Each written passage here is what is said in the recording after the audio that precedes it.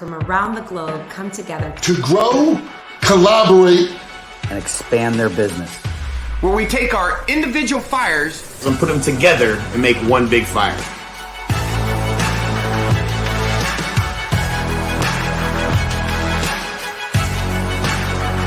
This is the Honey Badger Nation.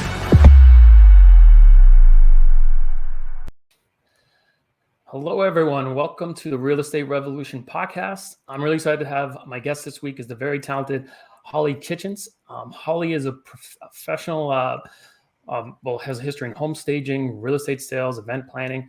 Hollie was the CEO and founder of Lady Legend Boutique, the host of the very successful Unleash Your Inner Legend podcast, the co-founder of Woman Elevation. Hollie is also the co-founder of Sizzle Media, which is an authority agency helping business owners stand out in their industry. That's a mouthful. Thanks, Hollie, for being on the podcast. Appreciate it.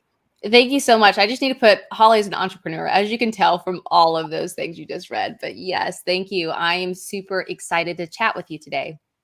And I didn't even capture everything that you're doing on there. So I speak for everyone when I say, I think you need to pump the brakes because you're starting to make us all look pretty bad. But I know. It's like people are like, what do you do for fun? My hobbies are like, it's work. It's just businesses. So hey, if you love what you do, and is it work, right? 100%. As I said, I really appreciate you doing this. And if it's okay with you, I just wanted to start with just getting a little bit of history of yourself, because I know you've had a lot of different ventures, but can you let people know a little bit about yourself? Yeah, 100%. So it's really funny because like where I came from, I'll tell a super fast, quick backstory of myself, because I want to let everyone know who's listening in that maybe you haven't had that online presence that you wanted to, or maybe you haven't even started, or maybe you have that fear of holding, like that's holding you back. So I grew up in a super small town called Rush Springs, Oklahoma, population 1,300.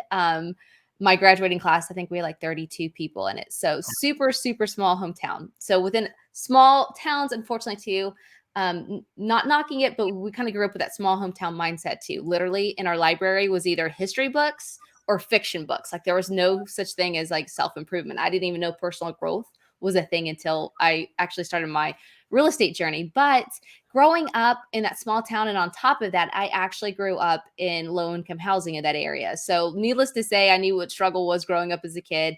And in first grade, I had literally only one pair of jeans, but there was this little boy that I thought was cute. So I want to get his attention. We were playing tag and I finally got his attention. And when I did, he looked at me and said, "Why do you wear the same pair of pants every day?"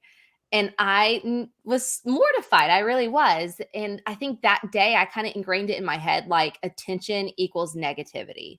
Like do whatever you can to lay low. You never want to be embarrassed ever again.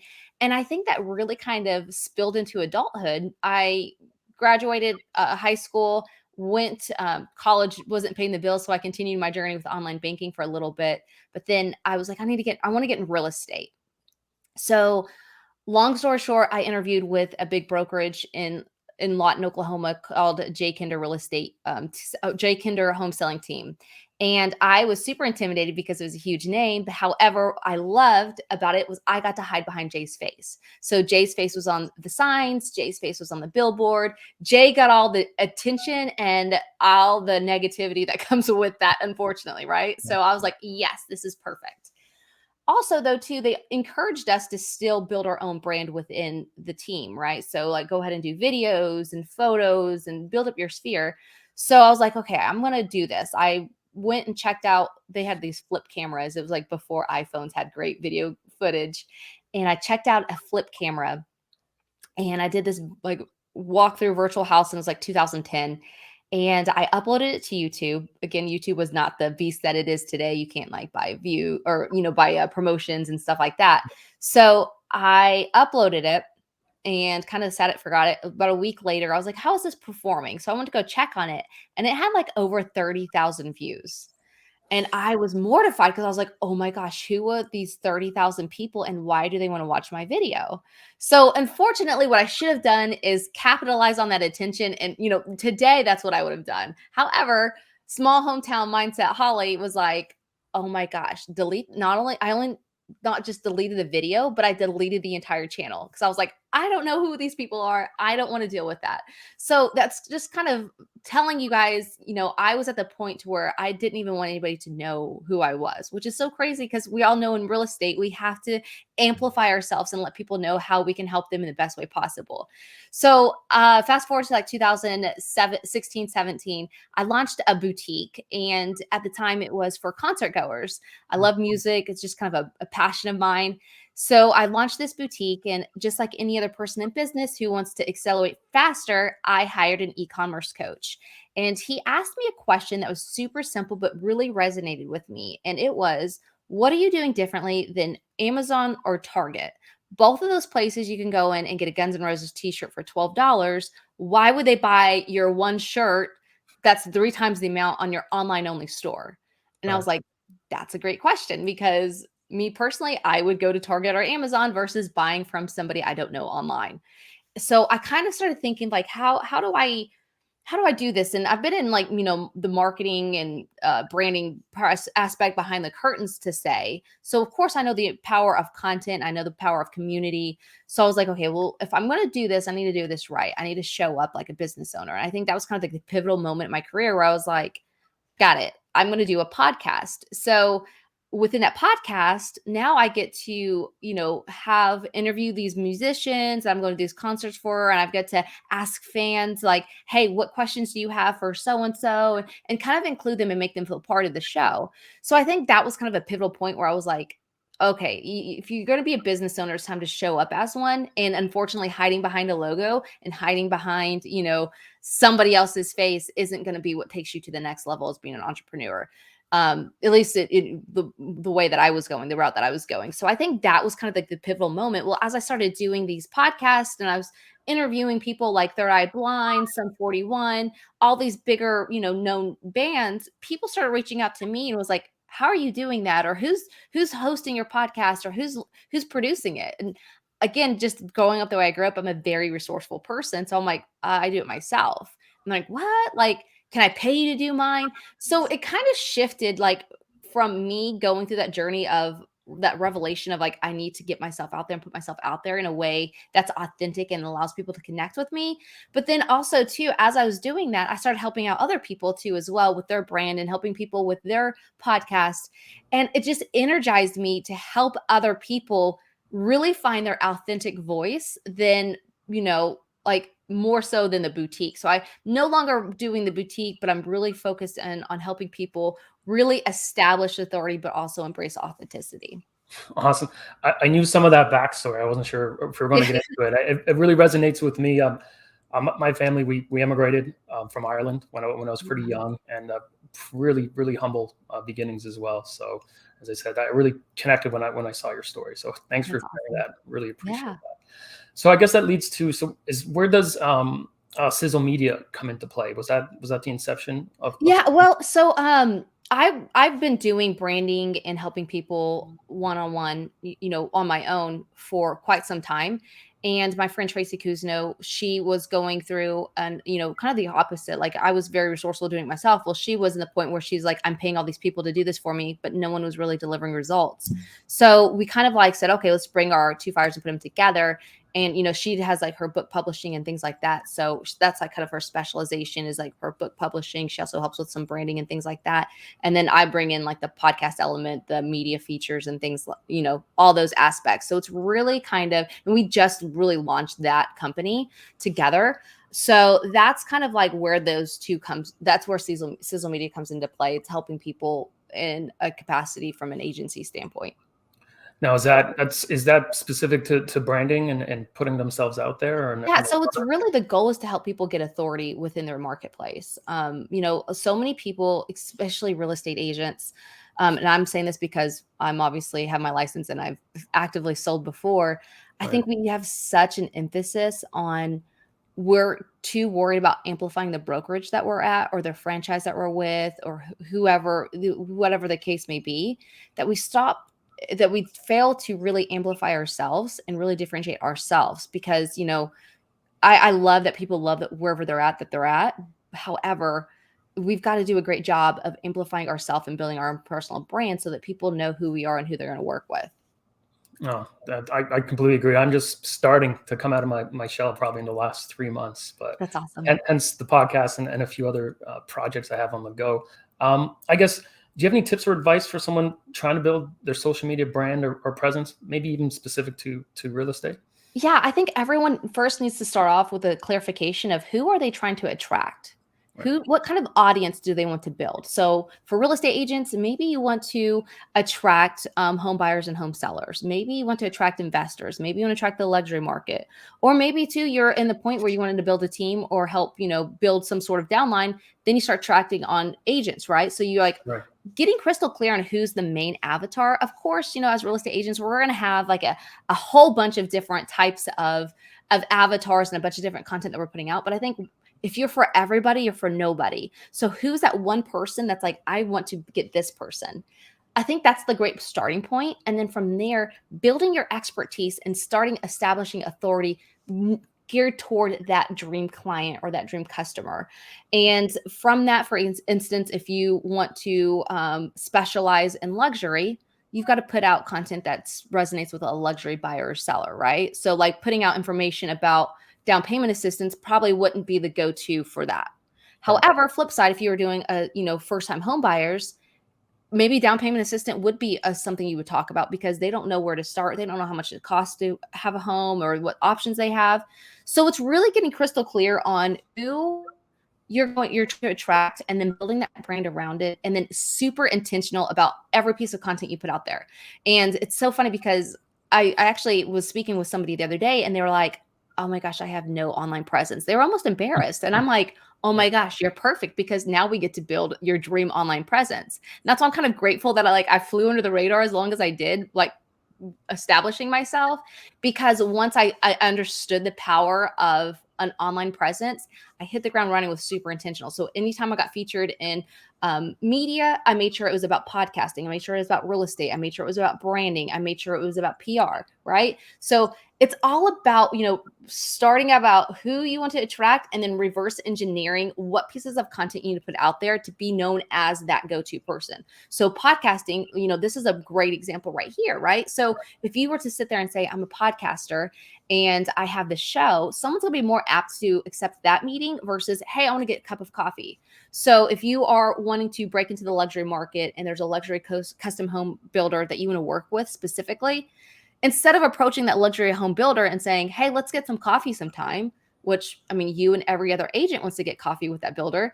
Or you can approach them and say, hey, I have this podcast specializing in Oklahoma City, and I'm loving everything that you're building and doing. I have some clients that I'd love to work with you on. But first, I'd love to get you on my podcast show and really talk about your story, share about that experience that customers go through and what really, truly means to have a luxury home built with you. Don't you think that person's probably going to take that meeting versus let's just have some cup of coffee sometime? Yeah, exactly. And a lot of times people, they do like talking about themselves. They really do, which is great because you're giving them a platform to do that and share that. And I think that's would be the starting point. Before you just say, I'm going to launch a podcast, I think you got to get super clear on who you are, what you stand for, your brand, and who you're trying to attract. And then from there, you start with your content drops, your video lives, your articles getting featured. Maybe you contribute to entrepreneur.com. Like that's another thing. I contribute to entrepreneur.com as a writer, and every one of my articles I've published are super intentional and aligned with who I'm trying to attract. Okay. So I noticed, so a big part of what you do with the branding, or I know you're an advocate of the podcast. Is there some advice you give to someone just starting off? I might be making notes on this question, but is there any advice you have for like beginning a podcast? Oh, 100%. So I would not focus so like my lessons learned from starting podcasts is I was super focused on the aesthetics. So I'm like, oh, lapel mic. I'm going to go to Amazon and get this nice looking lapel mic that only costs $10. Oh my gosh. It was the worst audio experience I've ever recorded in my life because it was bad. It was bad. So focus more on the experience. So podcasts are truly meant for an audio experience. I know we have the awesome video podcast and things like that, but it's super important to understand like your microphone is good. Not that you have to spend a lot of money, but you need to do your research and make sure that you have good equipment that's going to get you to be seen and be heard in a way that people actually want to listen to, right? Because no one wants to watch anything with terrible lighting, or nobody wants to listen to anything that has a bunch of static in the background. So I would say first and foremost, get crystal clear on your equipment needed, which there's not a lot. If you're going to do even a video one, a ring light, you need a camera and a recording system. So like this, this is perfect, right? So it's like a 2-in-1. You have your recording and as well as your audio and videos. So, and then also a good mic. A good mic can cost like $100. It doesn't have to be super expensive, but make sure you do your due diligence and make sure that it's a good quality product. So I would say if you're starting out, make sure you have great equipment. Again, don't break the bank, but just make sure you do some research to make sure you have some great quality, at the end. So I would say start with that. Also too, making sure you know why you're doing the podcast. So many people just want to say that they have do a podcast just to say that they had a podcast. However, they forget to fail like the why. Why am I doing this? So they almost get burned out immediately, and they only stop after episode 7 because they've kind of like lost like their passion because it was never really clearly identified. So I would say, make sure you have the correct equipment, make sure you know exactly why you're doing it. And again, going back to who's the avatar, who's that person that you're talking to, who's your content going to be for? Because again, if you're for everybody, you're for nobody. So I guess those are kind of like the tips that I can think of at the top of my head, making sure you have great equipment, and then also making sure you're crystal clear on the why and who's your audience. Perfect. It's probably just out of shop, but I have a Rode mic. My little pro tip is buy your wife a really expensive mic for Christmas and then steal it for your podcast. Cause that's what I do. That is awesome. Yeah. I have, I'm looking to see if I can see it over here on my equipment stack, but I have a Rode mic too. So like, at home I have my in-home setup, but then also too, like with interviewing musicians, I have to be on the go. So like I have a little Rode mic that will connect into my iPhone, and it's just as good, if not better, than any other equipment that you could actually physically bring with you. Just a fact for you, some 41s from my hometown of Ajax, really? Ontario. Oh, that's awesome. Yeah, they're good guys. I've always been a fan of them since I've been since I guess they came out, since I've been little. But yeah, I had the very pleasure of interviewing with Frank Zumo, who's the drummer for them. All right. Awesome. Yeah, we were in the same battle of the bands, but they had a little bit more success than we did. Oh, dang. I guess just while I have you on is, so what media or social media platforms do you typically recommend? Because I know it's always evolving. So yeah, what would you recommend? So me personally, my opinion is there's 2 elements that come into whenever you're choosing which social media platform you're going to be on and really dominate. Number one, it's going to be, is your audience there? Because there's no point of even having an appearance there if your ideal client's not there. So if your ideal client is, say, 65 plus and they make X amount of income, they might not be on TikTok, right? So it's understand the demographics of each platform. However, if you're going for younger, millennial or younger, maybe TikTok might be your platform. So it's understanding where those people go to and where they consume the content. And then the second element is going to be, what do you feel most comfortable doing? So like Facebook is just a great place to start, just because so many people are using it.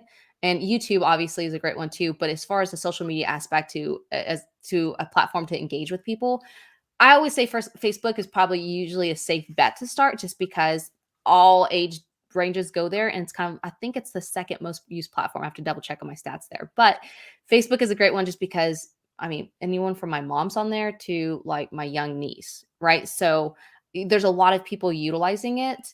And it's just a familiar platform for a lot of people.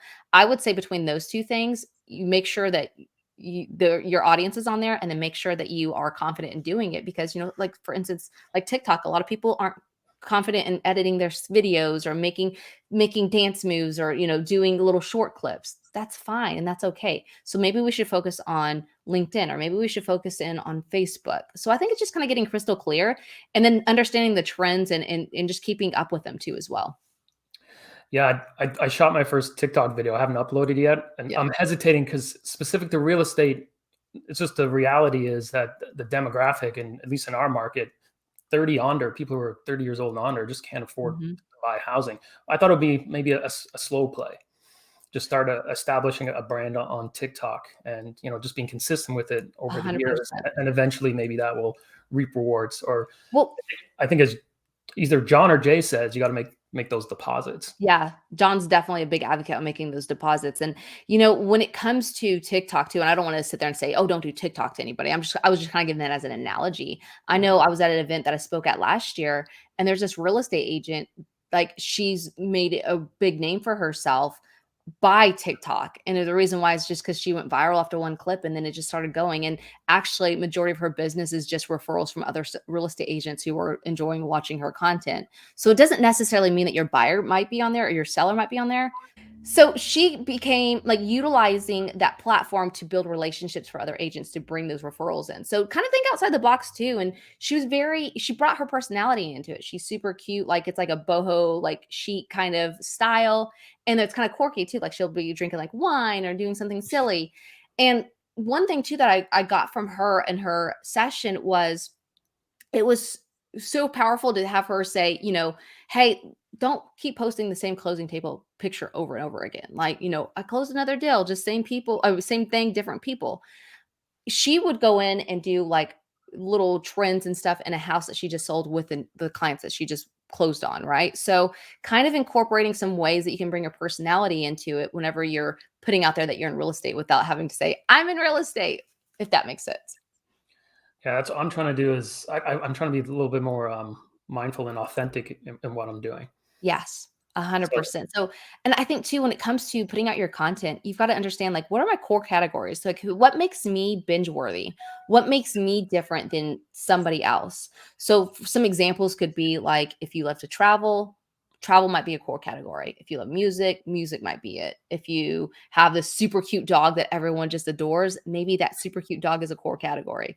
And then understanding like that's going to make you you. So, when it comes to a personal brand is a combination of your unique skills as a professional. And then it's also what makes you you as an individual, and you mesh those two together. That's going to be an effective personal brand when it comes in real estate.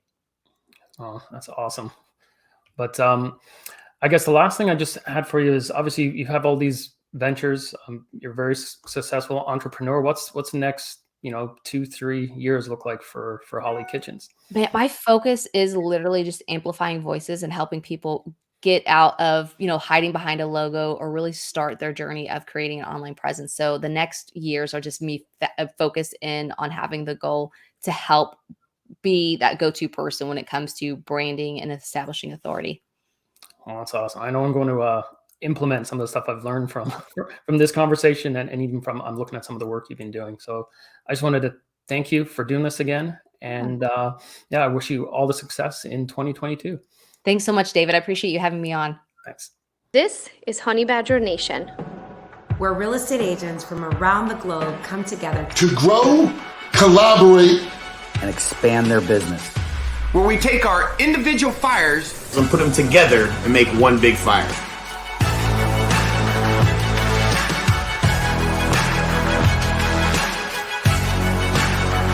This is the Honey Badger Nation.